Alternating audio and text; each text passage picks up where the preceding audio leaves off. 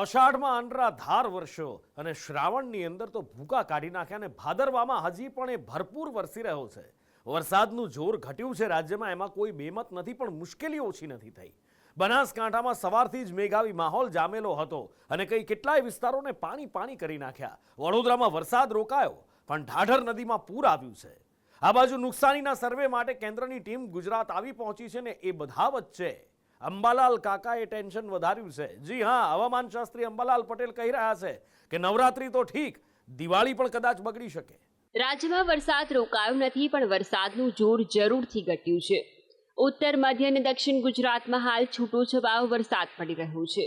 બનાસકાંઠાના ધાનેરામાં વહેલી સવારથી જ આવેલા વરસાદી માહોલને કારણે વિસ્તારના રોડ રસ્તા પાણી થયા છે. નેશનલ હાઈવે પર પાણી ભરાતા વાહનો બંધ પડી રહ્યા છે. ક્યાંક ટ્રાફિક જામના દ્રશ્યો પણ સર્જાયા હતા.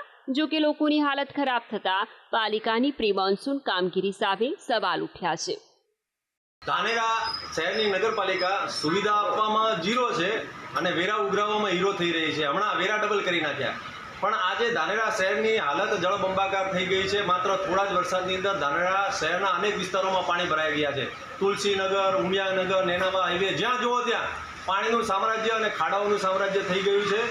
આ નગરપાલિકા સુવિધા કેમ નથી આપતી? મધ્ય ગુજરાતમાં જામેલા વરસાદી માહોલને કારણે વડોદરાની ઢાઢર નદીમાં પૂર આવ્યું છે. ડભોઈના નારણપુરા ગામે ઢાઢર નદીના પાણી ફરી વળતા ગામ સંપર્ક વિહોણું બન્યું છે. લોકોને આવવા જવા માટે ટ્રેક્ટરનો સહારો લેવો પડી રહ્યો છે. સંદેશ પહોંચ્યું છે ગ્રાઉન્ડ ઝીરો ડભોઈ તાલુકાના નારણપુરા ગામે કે જ્યાં ઢાઢર નદીએ વિનાશ વેર્યો છે. પૂરના પાણી છે તે નારણપુરા ગામમાં ઘૂસ્યા છે ને નારણપુરા ગામ અત્યારે હાલ ઢાઢર નદીમાં ફેરવાયું છે. વાત કરવામાં આવે તો ઘૂંટણસમા પાણી છે તે નારણપુરામાં ફરી વળ્યા છે. તમામ જે માર્ગો છે તેના પર હાલ ઢાઢર નદીના પાણી ફરી વળ્યા છે ને તમામ આખું ગામ છે તે હાલ લાગે છે કે બેટમાં ફેરવાયું હોય તેવા દ્રશ્યો અહીંયા સર્જાયા છે.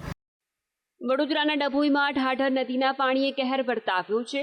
ઢાઢરના પાણી ડભોઈથી વાઘોડિયાને જોડતા માર્ગ પર ફરી વળતા ડંગીવાડાથી 7 ગામનો સંપર્ક કપાયો છે. ઢાઢરના પાણી ડભોઈના મુખ્ય માર્ગ પર ફરી વળતા ડંગીવાડાથી મગરપુરા અને નારણપુરાનો સંપર્ક તૂટ્યો છે. તો લાંબા વિરામ બાદ સૌરાષ્ટ્રના ભાવનગરમાં પણ વરસાદ જોવા મળ્યો હતો. ભાવનગરના મહુવા પંથકમાં ધમાકેદાર વરસાદ ખાબકતા શહેરના નીચાણવાળા વિસ્તારમાં પાણી ભરાયા હતા. હાલ આ ચોમાસાની સિઝનમાં રાજ્યમાં 122%થી પણ વધુ વરસાદ પડ્યો છે, જેણે છેલ્લા 4 વર્ષનો રેકોર્ડ તોડ્યો છે. રાજ્યમાં થયેલી અતિવૃષ્ટિથી ખેતી પાકને મોટું નુકસાન થયું છે, જેને લઈને બુધવારે કેન્દ્ર સરકારની ટીમ વરસાદ અને પૂર પ્રભાવિત વિસ્તારોની મુલાકાત માટે ગુજરાત આવી છે, જે પાક અને જમીન ધોવાણની વિગતો મેળવી મેમોરેન્ડમ તૈયાર કરશે. પરંતુ મેઘરાજા આટલેથી નથી રોકાવાના. ચોમાસાની વિદાય લાંબી ચાલવાની છે. છેક આસો સુધી વરસાદી માહોલ રહેશે.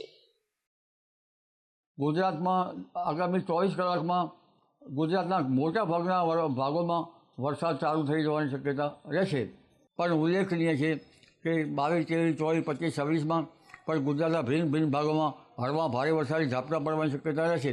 એક પછી એક બનતી સિસ્ટમો તારીખ 17-18 સપ્ટેમ્બર, તારીખ 22 સપ્ટેમ્બર, તારીખ 3 ઓક્ટોબરમાં એક પછી એક સિસ્ટમો બની રહી છે. ત્યારબાદ તારીખ 27 સપ્ટેમ્બરથી 5મી ઓક્ટોબર વચ્ચે ગાજવીજ સાથે કેટલાક બહુ વરસાદ થવાની શક્યતા રહે છે. આમ હાલ ગુજરાતમાં છૂટો છવાયો વરસાદ પડી રહ્યો છે, જે ભાદરવાની સાથે આસો પણ યથાવત રહેશે. ચોમાસાની વિદાય આ વર્ષે મોડી થવાની છે અને લાંબા સમય સુધી ચાલવાની છે. જો અત્યાર સુધીમાં જ વરસાદે પાછલા 4 વર્ષનો રેકોર્ડ તોડ્યો છે, તો આગામી સમયમાં ચાલુ રહેતો વરસાદ હજી કેટલાક રેકોર્ડ તોડે તેમ છે. બ્યુરો રિપોર્ટ, સંદેશ ન્યૂઝ.